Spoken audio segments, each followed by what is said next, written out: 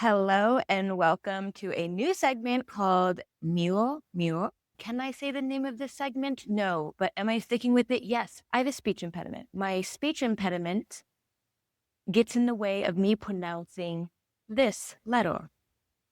Now, tell me why they decided to name this speech impediment. It's like somebody was sitting there going, you know what a great idea would be? Let's name the disability something people with a disability can't say. It's like a sick, twisted game. And at first I thought it was just me, but no, it's true of every single speech impediment out there. Lisp, really? So annoying.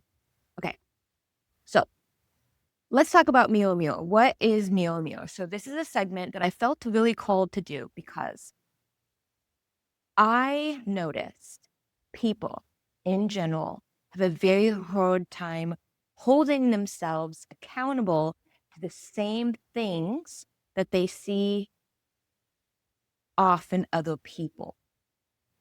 And there's a lot of reasons for this. This is not about blame or shame or guilt, right? That's not what this segment is about. Our brains are constantly looking for evidence to validate the decisions and the thoughts and the beliefs that we already have. The majority of people are not going around saying, I'm going to do this thing to hurt somebody else. The majority of people are moving through life, making the best decision that they can with the experiences, the trauma, the upbringing, the past that they have.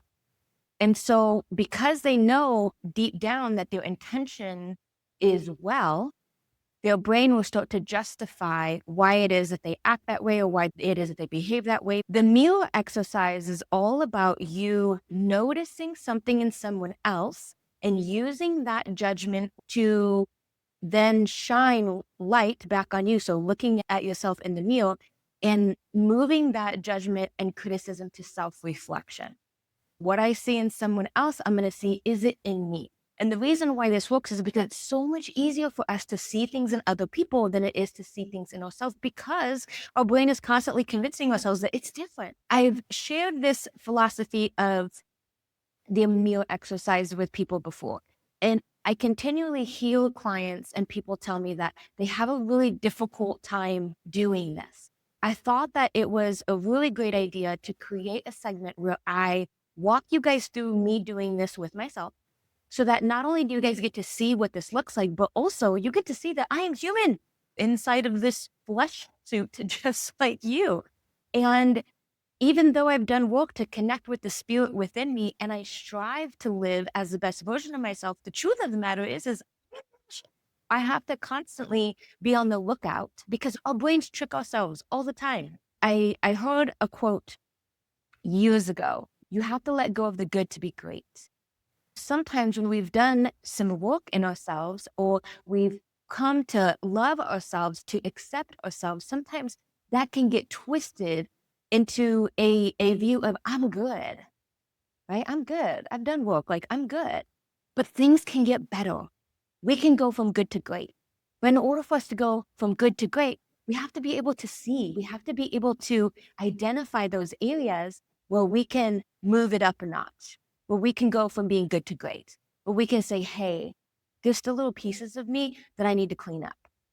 Okay, so the meal exercise, what we do is when we are going about our day and we are noticing something in someone else that drives us a little mad, whether we're like, God, that's stupid, that makes no sense. Their logic is flawed.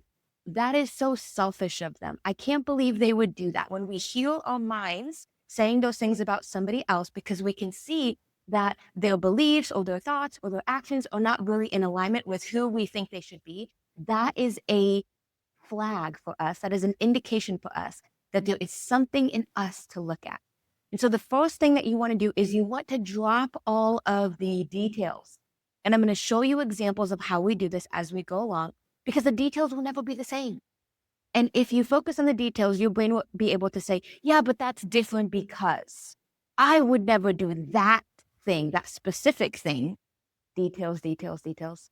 So instead, what we need to do is we need to have a high level approach and view and perspective of overarching, they are operating in this way. Have I ever done that? Am I currently doing that? And how is it that I can adjust, and shift so that I can stop doing this thing that I can see so clearly is not serving somebody's highest self.